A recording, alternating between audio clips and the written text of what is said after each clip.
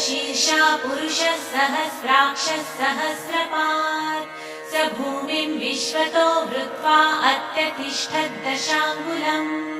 पुरुष एवेद्गुं सर्वम् यद्भुतं यच्च भव्यम् उतामृतत्वशेषानः यदन्नेनातिरोहति एतावानस्य महिमा अतो जायागुंश्च पुरुषः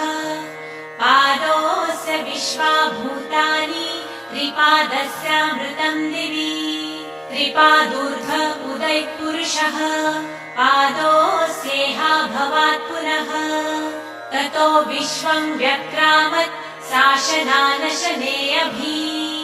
तस्माद् विराड जायत विराजो अधि पुरुषः स जातो अत्यरिच्यत पश्चात्